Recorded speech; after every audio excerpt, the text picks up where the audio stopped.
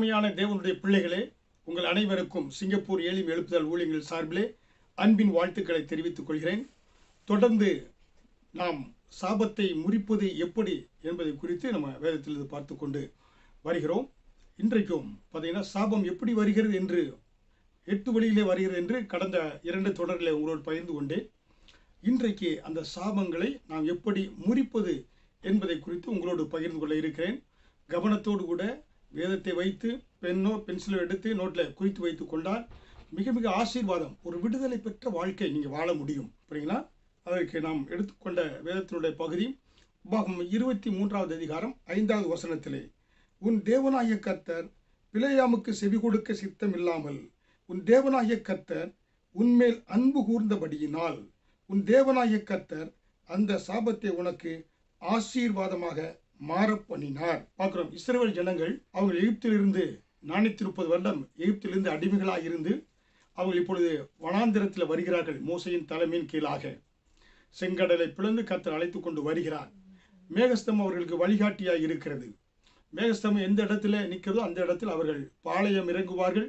அங்கே டெண்ட் அடித்து அந்த மொபைல் சர்ச் அதை சுற்றி அவர்கள் பாளையம் இறங்கி அங்கே தங்குவார்கள்.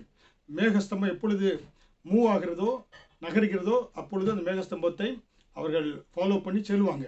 அப்படியாக இஸ்ரவேல் ஜனங்கள் வருகிறார்கள்.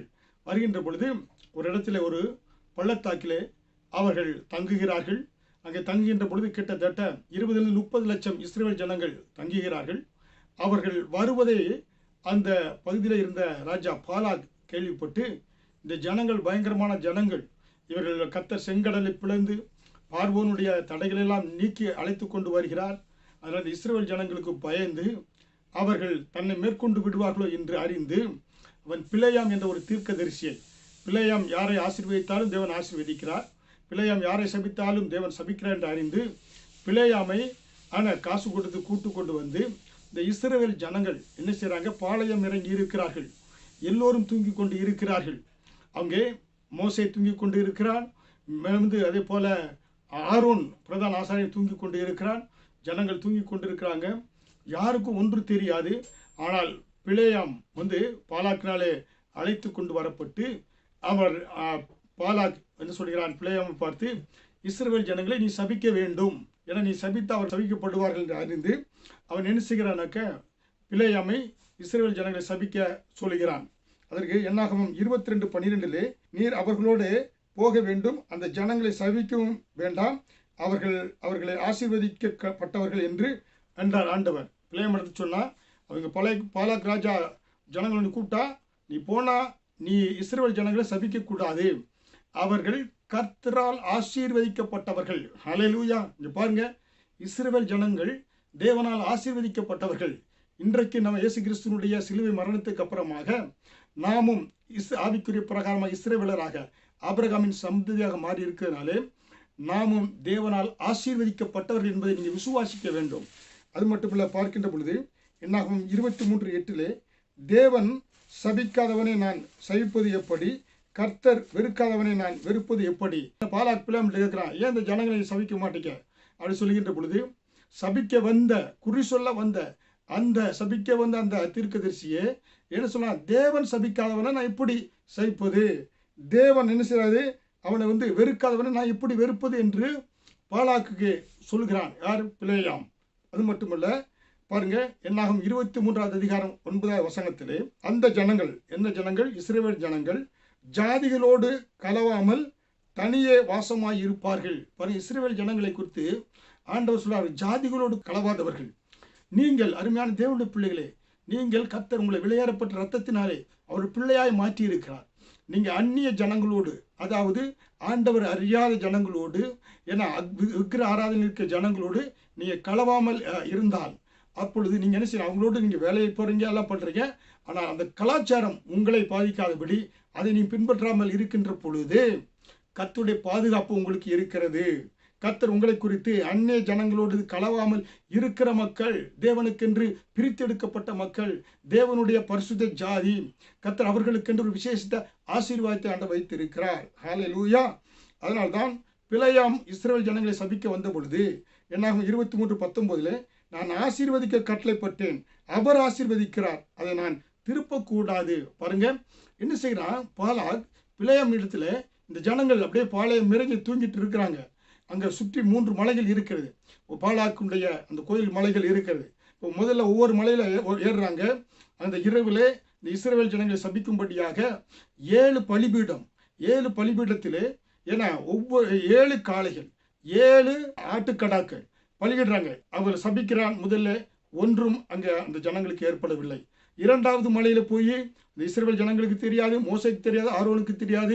அங்கே 7 பலிபீடத்தில் 7 கடா 7 ஆட்டு குட்டியும் பலியிடுகிறான். பலியிடுகின்ற பொழுது இஸ்ரவேல் ஜனங்களை சபிக்க சொல்கிறான். சபிக்க சொல்கின்ற பொழுது அவங்க சபிக்க முடியவில்லை. பிலேயாம் வாயிலிருந்து சபிக்கக்கூடிய வார்த்தை வரவில்லை. இப்போ 3வது மலையில் போய் அங்கே 7 பலிபீடம், 7 கடா 7 ஆட்டுக்குட்டிகளை பலியிடுறாங்க. இப்போ சபிக்க சொல்கிறான். அப்போ இஸ்ரவேல் ஜனங்களை சபிக்க பிலேயாம் இடத்துல பாலாக் சொல்கிறான். இப்போ மொத்தத்தில் பார்த்தீங்கன்னா 3 7 21, ஏன்னா கெடா 21 ஆட்டுக்குட்டிகளை பலியிடுறாங்க. 42 மிருகங்களை பலியிட்டு அவர்களுக்கு, ஏன்னா இஸ்ரவேல் ஜனங்களை சபிக்க சொன்ன பொழுது அவன் சொல்றான், இஸ்ரவேலை ஆசீர்வதிப்பதே கர்த்தருக்கு பிரியம் என்று சொல்லி குறி சொல்ல வந்தவனையே கர்த்தர் சபிக்க வந்தவனே ஆசீர்வாதமான வாயை திருப்பினார் என்று நாம் பார்க்கிறோம். அல்லேலூயா. என்னாகும் 23:21 ராஜாவின் ஜெய கம்பீரமானவர் அவர்களுக்குள்ளே இருக்கிறார். பிலேயாம் சொல்றான் பாலாக்கின் இடத்துல, இந்த இஸ்ரவேலனுடைய ஜனங்களுடைய கடவுள் ராஜாவின் ஜெய கம்பீரமானவர். அருமையான தேவனுடைய பிள்ளையை, நீ கர்த்தருக்குள் இருக்கின்ற பொழுது உனக்கு விரோதமாக எந்த மந்திரமும் எந்த மந்திரவாதியும் பிலிஸ்தீனியும் அணுக முடியாது. காரணம், உலகத்தில் இருப்பவனை காட்டிலும் உனக்குள் இருக்கிற இயேசு பெரியவர். ராஜாவின் ஜெய கம்பீரமானவர் உனக்குள்ள இருக்கிறார். அக்கினிமயமாய் இருக்கிறார். அக்கினி இருக்கிற இடத்துல எந்த அசுத்தங்களுக்கும் பக்கத்தில் நெருங்க முடியாது. ஈயோ கொசுவோ என எந்த அசுத்தங்களும் நெருங்க முடியாது. கர்த்தர் உன்னை அக்கினி ஜுவாலையாக வைத்து பாதுகாக்க விரும்புகிறார். ஹல்லேலூயா. ராஜாவின் ஜெய கம்பீரமானவர் உனக்குள்ளே இருக்கிறார். ஹல்லேலூயா. அது மட்டுமல்ல, என்னாகும் 23:22 பிலேயாம் என்ன சொல்கிறான் பாருங்க, அவர்களுக்கு காண்டாமிருகத்துக்கு ஒத்த பலன் இருக்கிறது. ஹல்லேலூயா. இந்த இஸ்ரவேல் ஜனங்களுக்கு காண்டாமிருகத்துக்கு ஒத்த பலன் இருக்கக்கூடியதா இருக்கிறது என்று சொன்னது மட்டுமல்ல, என்னாகும் 23:23 யாக்கோபுக்கு விரோதமான மந்திரமில்லை, இஸ்ரவேலுக்கு விரோதமான குறி சொல்லுதலும் இல்லை என்று சொல்கிறான். ஹல்லேலூயா. அருமையான தேவனுடைய பிள்ளையே, நீங்க கர்த்தருக்குள் இருக்கின்ற பொழுது எத்தனை மந்திரவாதி பாருங்க, 42 மிருகங்கள், 21 கெடா 21 ஆடுகளை பலியிட்ட பொழுது கூட பார்த்தீங்கன்னா எந்த விதமான மந்திரங்களை தந்திரங்களோ இஸ்ரவேலுக்குள்ள ஜனங்களுக்கு வர முடியல. ஏன்னா இஸ்ரவேலின் ஜெய கம்பீரமானவர் அவர்களுக்குள்ளே இருந்து பாதுகாக்கக்கூடியவராக இருக்கிறார். அதனால தான் இஸ்ரவேலை காக்கிறவர் உறங்குவதும் இல்லை, தூங்குவதும் இல்லை. அவங்க தூங்கிக் கொண்டிருந்த பொழுது கூட அவர்களுக்கு விரோதமாய் பிலேயாம் பாலாக்கின் மூலமாக சபிக்க சென்ற பொழுது சபிக்க முடியவில்லை. அதனால் தான் இஸ்ரவேலுக்கு விரோதமான குறி சொல்வதும் இல்லை, மந்திரம் இல்லை. இஸ்ரவேலை காக்கிறவர் உறங்கார், தூங்கார் என்ற அந்த விசுவாசம் நம்ம இருக்கணுங்க. ஹல்லேலூயா. எங்கள் குடும்பம் 30 வருடத்துக்கு முன்னாக என் குடும்பத்தில் எத்தனை மரணங்கள் ஏற்பட்டது. மந்திரவாதி செஞ்சான், அதுக்கு நாங்கள் ஆண்டவர் ஏற்றுக்கொண்டோம். அதுக்கு அப்புறமாகவும் அந்த மந்திரவாதி என்ன செய்தானாக்கா, அந்த மந்திரவாதி இருந்தா எவ்வளோ மந்திரங்களை ஏவி விட்டு பார்த்தான், மந்திரம் ஒன்றும் நடக்கவில்லை. அந்த மந்திரவாதி கடைசி நாட்களில் சீக்கிரமாக வியாதிப்பட்டு சாப்பிடக்கூட முடியாம கைகால் இழுக்கப்பட்டு அகோர மரணம் அடைந்தான். அதே போல பிள்ளையானுடைய மரணமும் இருந்தது என்று நாம் பார்க்கிறோம். ஹல்லேலூயா. அருமையான தேவனுடைய பிள்ளைகளே, உங்களுக்கு இருக்கக்கூடிய உங்களுக்காக சாபத்தை யார் கொண்டு வந்தாலும், மந்திரங்கள் தந்திரங்களை கொண்டு வந்தாலும் அவர்கள் தான் அழிந்து போவார்கள். உங்களுக்கு விரோதமாக எந்த காரியமும் செய்ய முடியாது. அதனால்தான் இன்றைக்கு இந்த இயேசு கிறிஸ்து பாருங்க, கலாத்தியர் 3:13 மரத்திலே தூக்கப்பட்ட எவனும் சபிக்கப்பட்டவன் என்று சொன்னபடி கிறிஸ்து நமக்காக சாபம் வாங்கி நியாய பிரமாணத்தின் சாபத்திற்கு நம்மை நீங்களாக்கி மீட்டு கொண்டார் என்று பார்க்கிறோம். ஹல்லேலூயா. வெளிப்படுத்தல் 22:3 இனி ஒரு சாபம் இராது, தேவனும் ஆட்டுக்குட்டியான இருக்கிற சிங்காசனம் அதிலே இருக்கும் என்று சொல்லப்பட்டிருக்கிறது. ஹல்லேலூயா. அதனால்தான் சாபம் என்பது ஒரு கொடுமையானது. சாபம் என்பது ஒரு தீமையான ஒரு காரியம்.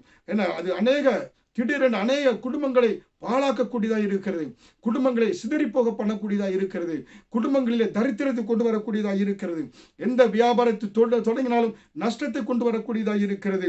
பிள்ளைகள் எவ்வளவோ முயற்சி செய்தாலும் படிக்க முடியாமல் தடைகள் வந்து கொண்டு இருக்கிறது. திருமணம் பிள்ளைகளுக்கு ஒழுங்காக சரியான மருமகனோ மருமகளோ கிடைக்காதபடி என்ன செய்கிறது, தள்ளிக்கொண்டே போய்கொண்டு இருக்கிறது. இப்படிப்பட்ட சாபங்கள் உங்கள் குடும்பங்களில் இருக்கிறதா? இன்றைக்கு ஏன்னா இஸ்ரவேலின் ஜெய கம்பீரமானவர் பாருங்க, காண்டாமிருகத்துக்கு ஒத்த பலனை கொடுக்கக்கூடியவர் இன்றைக்கு அந்த சாபத்தை சாப சங்கிலிகளை முறித்து தெரித்து ஓட செய்யக்கூடியவராக இருக்கிறார். நீங்க விசுவாசித்தால் தேவனுடைய மகிமையை உங்கள் வாழ்க்கையில் உங்கள் குடும்பத்திலும் பார்க்க முடியும். ஹல்லேலூயா. ஒன்றை மட்டும் நீங்க தெளிவாக தெரிந்து கொள்ள வேண்டும். தேவன் என்ன செய்கிறார் என்றால், நீங்கள் சாபத்தில் வாழ்வதை அவர் விரும்பவில்லை. சாபத்தை முறித்து விடுதலை கொடுக்க தேவன் விரும்பக்கூடியவராக இருக்கிறார். நீங்கள் துயரப்பட்ட நாட்களுக்கும் வேதனைகளை அனுபவித்த அந்த வருஷங்களுக்கு தக்கதாய் ஆறுதலின் நாட்களை, சமாதானத்தின் நாட்களை, ஆசீர்வாதத்தின் நாட்களை கர்த்தர் உங்களுக்கு வைத்திருக்கிறார். அதனால்தான் 3 யோவான் 2வது அதிகாரத்திலே, பிரியமானவனே, உன் ஆத்துமா வாழ்கிறது போல நீ எல்லாவற்றிலும் வாழ்ந்து சுகமாயிருக்கும்படி விரும்புகிறேன். ஹல்லேலூயா. உன் ஆத்துமா எப்படி வாழ்கிறதோ அதே போல ஆவி, ஆத்துமா, சரீரம் என பொருளாதார ஆசீர்வாதம், ஆவிக்குரிய ஆசீர்வாதம், பிள்ளைகளின் ஆசீர்வாதம் என பார்த்தீங்கன்னா செல்வ செழிப்பு எல்லாவற்றிலும் நீ நிறைவாயிருக்க வேண்டும் என்று கர்த்தர் பிரியப்படுகிறார். ஹல்லேலூயா. நம்ம சாபத்தை முறித்து நம்ம வெற்றிக்குள்ள வாழ வேண்டும் என்று தேவன் பிரியப்படக்கூடியவராக இருக்கிறார். ஹல்லேலூயா. ஆனால் இன்றைக்கு இந்த சாபத்தை முறிப்பது எப்படி என்றால், சாபத்தை இயேசு கிறிஸ்துவினுடைய முள்முடி ரத்தம் சாபத்தை முறிக்கக்கூடியதாக இருக்கிறது என்று நாம் பார்க்கிறோம். ஹல்லேலூயா. அதுதான் ஆதியாகமம் 3:17-18 ஆதாம் நிமித்தம் இந்த பூமி சபிக்கப்பட்டதாக இருந்தது. ஏதேன் தோட்டத்தில் கர்த்தர் எல்லாவற்றையும் உருவாக்கி ஆதாம் ராஜாவை போல கஷ்டப்படாமல் வாழ வேண்டும் என்று கர்த்தர் பிரியப்பட்டார். அவர்கள் தோட்டத்தில் எல்லா விருட்சத்தின் மரத்தினுடைய கனிகளை புசிக்கலாம், ஒரே ஒரு மரத்தினுடைய ஜீவ விருட்சத்தின் கனியை புசிக்க கூடாது சொன்ன பொழுது அவங்க அந்த ஒன்னத்தான் புசிச்சாங்க. பாருங்க, மற்ற பழங்கள்லாம் புசிச்சிருக்கலாம். ஆனா தேவன் விளக்கப்பட்டதை சத்துருவின் மூலமாக, பிசாசின் மூலமாக, தந்திரத்தின் மூலமாக ஏவாள் என்ன செய்தால், பறித்தால், புசித்தால், கொடுத்தால், கெடுத்தால் என்று பார்க்கிறோம். அப்படியாக அதன் மூலமாக ஆதாம் சபிக்கப்பட்டவனாக மாறினான். அவனுடைய ரத்த வேர்வை சிந்தி என்ன செய்யணும்னாக்கா, வேர்வை சிந்தி சம்பாதிக்க வேண்டும், தோட்டத்தில் வேலை செய்ய வேண்டும், பலனை புசிக்க வேண்டும். ஏவாள் கர்ப்ப பிறப்பின் போது கர்ப்பம் குழந்தை பிறக்கின்ற போது வேதனைப்பட வேண்டும். சாத்தான் சர்ப்பம் மண்ணிலே மண்ணை தின்று வாழ வேண்டும்.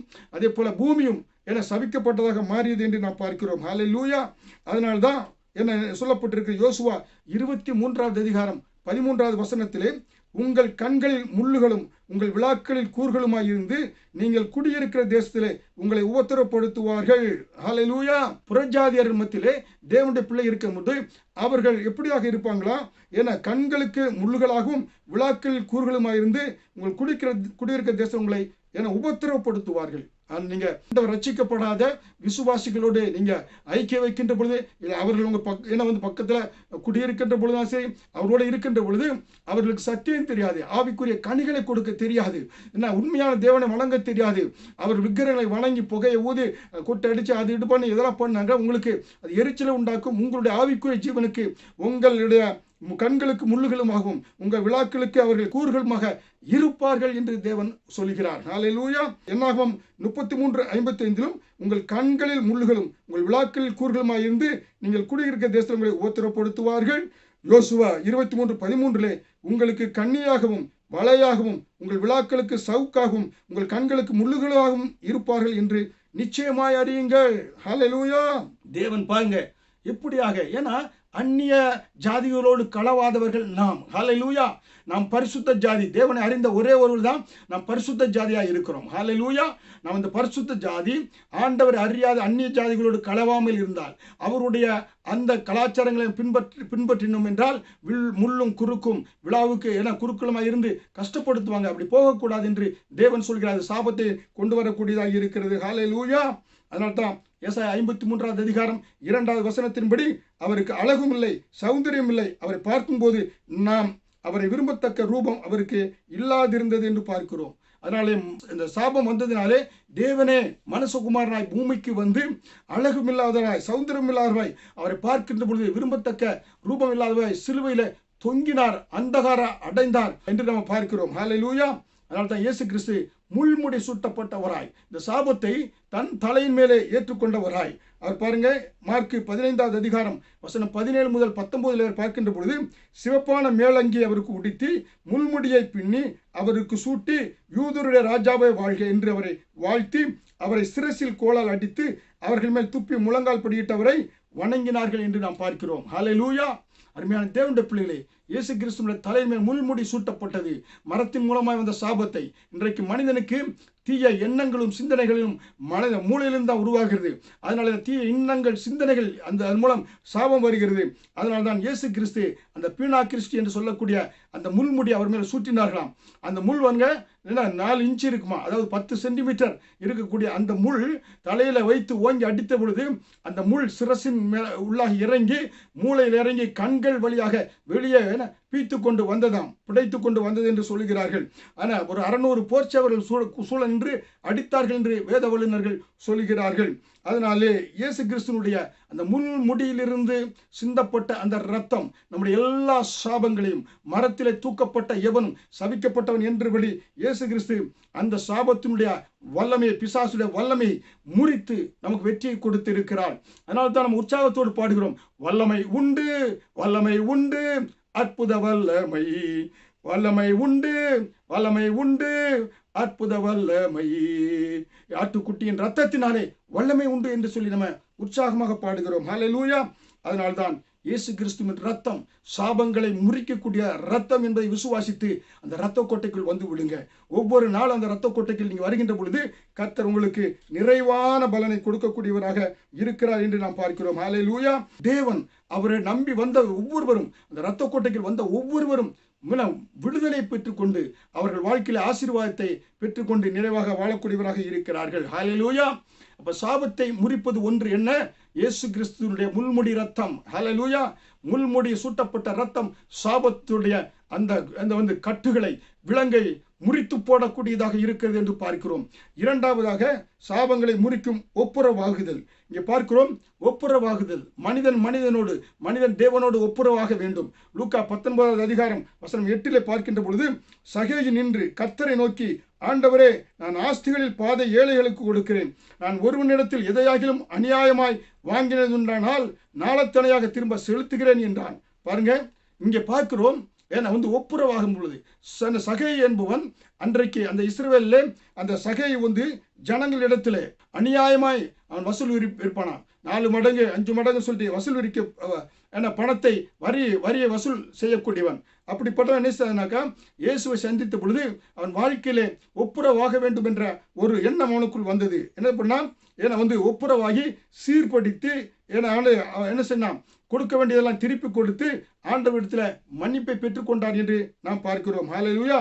அவன் அநியாயமாய் வாங்கினதை ஜனங்களுக்கு நான் திருப்பி கொடுப்பேன் என்று ஒரு தீர்மானம் எடுத்தான். இயேசு அவனை சந்தித்த பொழுது அவன் பாருங்க, யூதர்களுக்கு அவன் மேலே எவ்வளவு எரிச்சல் இருந்திருக்கும், கோபம் இருக்கும். அநியாயமாய் பாருங்க, $50 வரி கட்ட வேண்டும் என்றால் 4 மடங்கு $200 கட்டும்படியாக வரி அப்படி வசூல் பெருப்பானான். அதனாலே இயேசு கிறிஸ்துவண்டை வருகின்ற பொழுது அவன் ஒரு தீர்மானம் எடுத்தானா, என்ன, ஒருவரிடத்திலிருந்து எதையாவது நான் வாங்கியிருந்தா, அநியாயமாய் வாங்கியிருந்தால் நாளத்தனையாக நான் திருப்பி கொடுப்பேன். புரியுங்களா? ஏன் 4 மடங்கு திருப்பி கொடுக்க வேண்டும் என்றால், பாருங்க, ஒருவேளை 1 மடங்கு வாங்கி அதை திருப்பி கொடுத்தா வாங்கினதுக்கு கொடுத்தாச்சு. 1 மடங்கு வாங்கி அது 2 மடங்கு கொடுத்தா அது வட்டியோடு கொடுத்ததுக்கு சமம் என்று ஜனங்கள் நினைத்திருப்பார்கள். ஆனால் 1 மடங்கு வாங்கினதுக்கு 4 மடங்கு நான் திருப்பி கொடுப்பேன் என்று சகேயு சொன்ன பொழுது, நல்ல மகாராசன் பாரு, எவ்வளவாக திருப்பி நமக்கு மட்டும் வாங்கினது கட்டும் நிறைவாக கொடுத்திருக்கிறான் என்று ஜனங்கள் அவனை வாயார மனம் குளிர்ந்து ஆசீர்வதித்து இருப்பார்கள். ஹல்லேலூயா. அதனால்தான் மற்றவர்களிடத்திலே நாம் மற்றவர்களை என்ன செய்ய வேண்டும், ஆசீர்வதிக்க வேண்டும். மற்றவர்களுக்கு ஏதாவது தவறு செய்திருந்தால், உடனே கடன் வாங்கி கடன் கொடுக்காமல் இருந்தால், இல்லை பாருங்க, மற்றவர்களிடத்தில் எந்த காரியம் வாங்கியிருந்தாலும் நம்ம அதை திருப்பி கொடுக்க வேண்டியது அவசியமாக இருக்கிறது. ஹல்லேலூயா. அதனாலே அருமையான தேவனுடைய பிள்ளைகளே, நீங்கள் கடன் பெறாதீர்கள். கடன் பட்டீங்கன்னாக்கா நம்ம என்ன செய்ய முடியாது, கர்த்தருக்கு சாட்சியாக நம்ம வாழ முடியாது. அறியாமல் கடன் வாங்கியிருந்தா, ஒருவேளை வீட்டுக்கோ மாற்றுக்கோ மற்ற அந்த கடன் இல்லை, மற்ற எந்த கடனாவது நீங்கள் வாங்கியிருந்தால் அதை திருப்புவதற்கு நீங்க திருப்பி கொடுத்து நீங்க அந்த ஜனங்களோடு ஒப்புரவாகி விட வேண்டும். ஹல்லேலூயா. ஏனென்றால் கடன் இல்லாமல் எப்படி வாழுது என்பதை குறித்து ஒரு 5-6 தொடர்கள் நான் ஏற்கனவே உங்களுக்கு செய்தி கொடுத்திருக்கிறேன். முடிந்தால் யூடியூப்ல போய் டெப்ட் free life pastor doctor Daniel Raj நீங்க போட்டீங்கன்னா அந்த தொடர்களில் நீங்கள் அதிகமான ஆசீர்வாதத்தின் செய்திகளை கேட்டுக்கொள்ளலாம். அதனால பாருங்க, வயதான நாட்களிலே பெற்றோர்களை கவனிக்கவில்லை என்றால் பெற்றோர்கள் பிள்ளைகளை சபிக்கக்கூடியவர்களாக இருக்கிறார்கள். ஆனால் அருமையான தேவனுடைய பிள்ளைகளே, நாம் முதிர் வயதிலும் பெற்றோர்களை கைவிடாதபடி அவரை பாதுகாத்துக் கொள்ள வேண்டியது மிக முக்கியம். நாம் அவர்களுக்கு எதை செய்கிறோமோ, எதை வைக்கிறோமோ அதான் இருப்போம். அவர்களை கண்டும் காணாமல் விட்டு விட்டோம் என்றால் நாமும் முதிர் வயதாகும் போது நம்முடைய பிள்ளைகள் நம்மளை கண்டும் காணாமல் விட்டு விடுவார்கள். யாத்திராகமம் 20வது அதிகாரம் 12வது வசனத்திலே, உன் தேவனாகிய கர்த்தர் உனக்கு கொடுக்கிற தேசத்தில் உன் நாட்கள் நீடித்திருப்பதற்கு உன் தகப்பனையும் தாயும் கனம் பண்ணுவாயாக. நீ நீடித்த நாட்களாய் ஆரோக்கியத்தோடு தேசத்தில் வாழ வேண்டும் என்றால் தாயையும் தகப்பனையும் நீ கனப்படுத்த வேண்டும். ஹல்லேலூயா. அதனால சாபத்தை முறிப்பதற்கு நம்ம என்ன செய்யணும்? ஒப்புரவாக வேண்டும். தாயோடு தந்தையோடு சண்டை போட்டு அவர்களை கவனிக்காமல் நம்ம இருக்கக்கூடாது. இந்த செய்தியை கேட்டுக்கொண்டிருக்கிற அருமையான தேவனுடைய பிள்ளையை, கர்த்தர் உன்னோடு பேசிக் கொண்டிருக்கிறார். இன்றைக்கே செய்தி கேட்டதுக்கு அப்புறமாக தாயோடு கூட தகப்பன் கூட உங்களுக்கு உறவுகள் முறிக்கப்பட்டிருந்தா நீங்க தொலைபேசி மூலமாக ஒப்புரவாகி விடுங்க. என்றால் சாபம் உங்களுக்குள் வரக்கூடாது. தாயின் தகப்பனும் கணம் பண்ணுகின்ற பொழுது அந்த தேசத்தில் நீடித்த நாட்களாய் ஆசீர்வாதத்தோடு கூட நீங்க பூமியில் இருப்பீங்க. கர்த்தர் நாமத்தை நீங்க மகிமைப்படுத்துவீங்க. அதனால தான் எபேசியர் 6வது அதிகாரம் 1 முதல் 3 பிள்ளைகளே, உங்கள் பெற்றோருக்கு கர்த்தருக்குள் கீழ்ப்படியுங்கள், இது நியாயம். உனக்கு நன்மை உண்டாயிருப்பதற்கும் பூமியிலே உன் வாழ்நாள் நீடித்திருப்பதற்கும் உன் தகப்பனையும் உன் தாயையும் கனம் பண்ணுவாயாக என்பதே வாக்குத்தத்தமுள்ள முதலாம் கற்பனையாக இருக்கிறது. ஹல்லேலூயா. தாயையும் தகப்பனும் கனம் பண்ணுங்க. கர்த்தர் நமக்காக வேதத்தில் எழுதி வைத்திருக்கிறார். நம்முடைய நாட்கள் நமக்கு நன்மை உண்டாயிருக்கவும் நம் பூமியில நீடித்த நாட்களாக இருக்க வேண்டும் என்றால் தாயையும் தகப்பனையும் கனம் பண்ண வேண்டும். ஹல்லேலூயா. சாபத்தை முறிக்க வேண்டும் என்றால் முதலாவது இயேசு கிறிஸ்து முள்முடி இரத்தத்தின் மூலமாக உங்கள் சாபம் முறிக்கப்படுகிறது. தீ எண்ணங்கள் முறிக்கப்படுகிறது. இரண்டாவது, மனிதனோடு மனிதன் ஒப்புரவாகின்ற பொழுது சாபங்கள் முறிக்கப்படக்கூடியதாக இருக்கிறது. மூன்றாவது, சாபங்களை முறிப்பதற்கு வேதத்தை தியானம் செய்கின்ற பொழுது சாபங்கள் முறிக்கப்படக்கூடியதாக இருக்கிறது என்று உபாகமம் 28வது அதிகாரம் 15வது வசனத்திலே, இன்று நான் உனக்கு விதிக்கிற உன் தேவனாகிய கர்த்தருடைய எல்லா கற்பனைகளின்படியையும் கட்டளையின்படியையும் நடக்க கவனமாயிருப்பதற்கு அவர் சத்தத்திற்கு கொடாதே போவாயாகில் இப்பொழுது சொல்லப்படும் சாபங்கள் எல்லாம் உண்மையில் உனக்கு பழிக்கோ. ஹல்லேலூயா. அவருடைய சத்தம், வேத சத்தத்திற்கு, தேவனுடைய சத்தத்திற்கு கீழ்ப்படிந்தோம் என்றால் இந்த 114 என நியாயப்பிரமாணம் சொல்லப்பட்ட சாபங்கள் நம்ம பழிக்காது, ஆசீர்வாதம் வரும் என்று வேதவசனம் சொல்கிறது. ஹல்லேலூயா. உபாகமம் 28வது அதிகாரம் 3வது வசனம் முதல் 12 வரை பார்க்கின்ற பொழுது அவ்வளவு ஆசீர்வாதங்களை கர்த்தர் நமக்கு வைத்திருக்கிறார். ஹல்லேலூயா. அந்த ஆசீர்வாதங்களை கர்த்தருடைய சத்தத்துக்கு உண்மையாய் அவர் சத்தத்துக்கு செவி கொடுக்கின்ற பொழுது ஆசீர்வாதங்கள் நம்மை முந்திக் கொண்டு நமக்கு முன்பாக செல்லக்கூடியதாக இருக்கிறது. ஹல்லேலூயா. கர்த்தருடைய வார்த்தைக்கு கீழ்ப்படியாதபடி மனமும் மாமிசமும் போல நீங்க வாழ்ந்தோம் என்றால் நம்முடைய வாழ்க்கையிலே கண்ணீரின் கவலைகள் தான் நாம் சாபத்தை சம்பாதிப்பது மட்டுமல்ல, நம்முடைய சந்ததிகளுக்கு சாபத்தை வைத்து விட்டு செல்லக்கூடியவர்களாக இருக்கிறோம். ஹல்லேலூயா. அதனால்தான் இஸ்ரவேல் தேசத்திலே முன்பாக வருஷத்துக்கு ஒரு முறை அந்த மூப்பர்கள் அந்த மூப்பர்கள் என்ன செய்வாங்களா, அங்கே 2 மலை இருக்கிறது, கெர்சிம் மலை, ஏபால் மலை. கெர்சிம் மலையில என்ன செய்ய, இஸ்ரவேல் ஜனங்களை கூட்டுக்கொண்டு அந்த மலை மேலே ஏறி, அது பசுமையான பச்சை பசேல் என்று இருக்கக்கூடிய மலை கெர்சிம் மலை. அந்த மலையிலிருந்து அவர்கள் இந்த உபாகமம் 28வது அதிகாரத்தை எடுத்து அவர்கள் அது சொல்லப்பட்டிருக்கிற 3வது வசனத்தில் 12வது வசனத்தில் சொல்லப்பட்ட இந்த ஆசீர்வாதங்களை எல்லாம் சொல்லுவாங்களா அந்த கெர்சிம் மலையிலிருந்து சொல்லி அந்த மூப்பர்கள் இஸ்ரவேல் ஜனங்களை ஆசீர்வதிக்கின்ற பொழுது அவர்கள் ஆமேன் என்று சொல்வார்களா, அந்த ஆசீர்வாதம் அவர் மேல் தங்கும். அதுக்கப்புறம் பக்கத்தில் இருக்கக்கூடிய அந்த ஏபால் என்ற மலை மேலே ஏறி, அது பாருங்க நல்ல மொட்டை மரம், புரியுங்களா?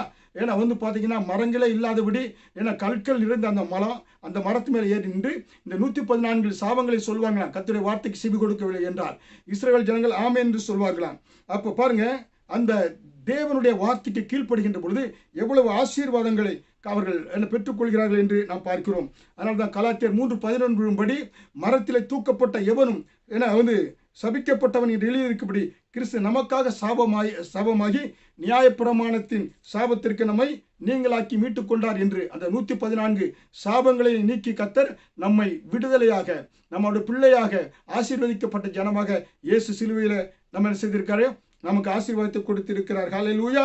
அதனால்தான் இயேசு ஒரு பக்கம் முள்முடியை சுமந்தாரே, ஒரு பக்கம் சாபமான அந்த சிலுவையில தூங்கினார். அதனாலே மரத்தினால் வந்த எல்லா சாபங்களையும் ஆண்டவர் முறித்து உங்களுக்கு விடுதலை கொடுத்திருக்கிறார், நமக்கு விடுதலை கொடுத்திருக்கிறார். ஹல்லேலூயா.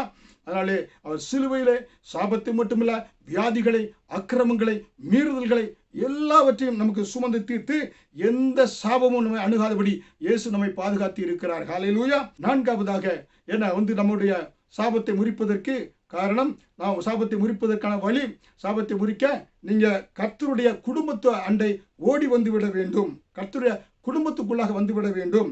யாத்திராகமம் 20வது அதிகாரம் 6வது வசனத்திலே, என்னிடத்தில் அன்பு கூர்ந்து என் கற்பனைகளை கைக்கொள்கிறவர்களுக்கோ 1000 தலைமுறை மட்டும் இரக்கம் செய்கிறவராக இருக்கிறேன். ஹல்லேலூயா. ஆண்டவர் குடும்பத்துக்குள்ள ஓடி வந்துடுங்க. இயேசு கிறிஸ்துவை சொந்த ரட்சகராக ஏற்றுக்கொள்ளுங்க. அவருடைய குடும்பத்துக்குள்ள முழு குடும்பம் வந்துட்டீங்கன்னா எந்த கண்ணீரோ கவலோ சாபங்களோ உங்களுக்கு இருக்காது. கர்த்தருடைய குடும்பத்துக்குள்ளாக நீங்கள் எப்பொழுது இருக்க வேண்டும். ஹல்லேலூயா. அதனால் மழை பெய்கின்ற போது கொடைக்குள்ள இருந்தா ஏன்னா அபயம், கொடையை விட்டு வெளியே அங்கங்கள் போகின்ற பொழுது அபாயமாக இருக்கிறது. அதே போல்தான் உபாகமம் 23வது அதிகாரம் 3வது வசனத்திலே ரூத் ஒரு மோவாபிய ஸ்திரீ. அவர் யாருன்னாக்க ஆபிரகாமுடைய அண்ணனுடைய மகன் லோத்து இருந்தான் பாருங்க. லோத்து எரிகோ சபிக்கப்பட்ட பொழுது, சோதம் சபிக்கப்பட்ட பொழுது, அவள் மனைவி போகும்போது உப்புத்தூணா மாறினா. அவளுடைய 2 மகளும், மூத்த மகள் இளைய மகளும் மலைக்கு சென்றாங்க லோத்துவோடு கூட. அங்கே அவர்கள் சந்ததி உருவாகுது என்று சொல்லி மூத்த மகள் இளைய மகளும் தகப்பனோடு கூட சயனித்ததினாலே அங்கே அம்மோனியர்களும் மோவாபியர்களும் 2 சந்ததி உருவானது.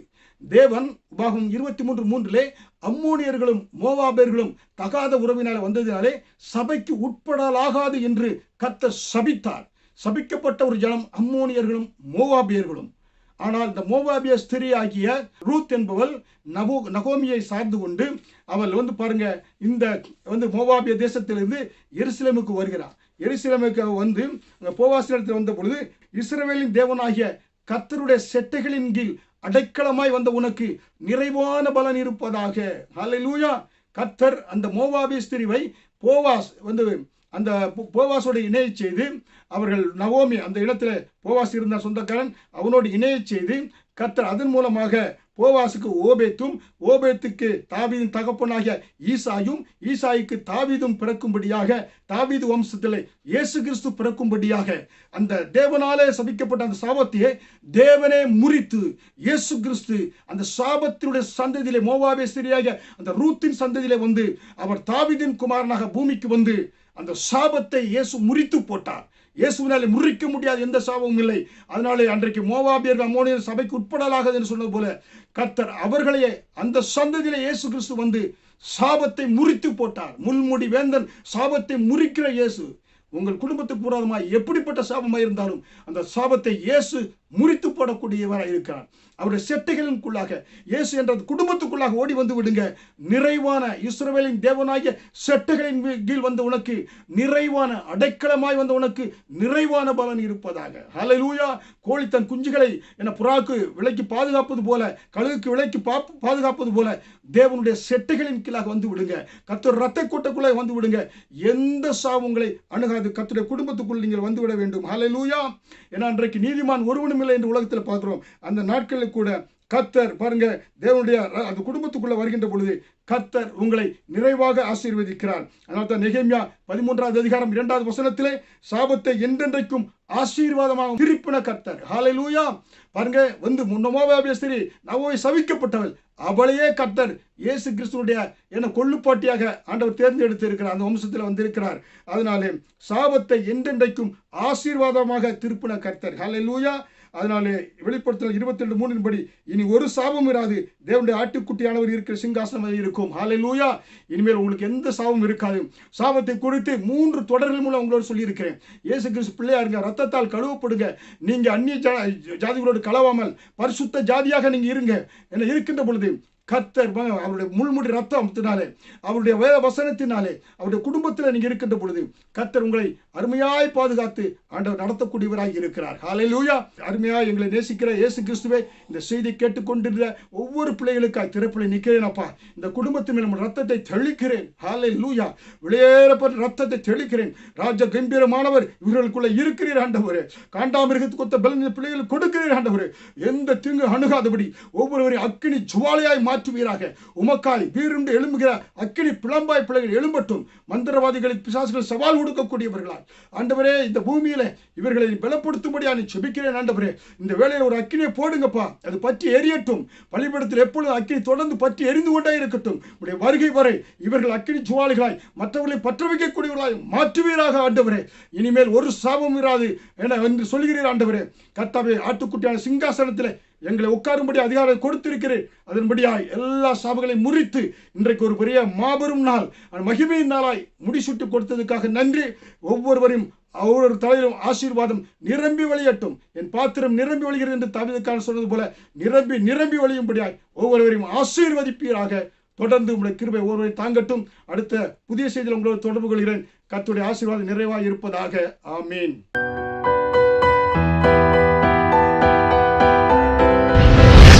கர்த்தர் உங்களை ஆசீர்வதிப்பாராக.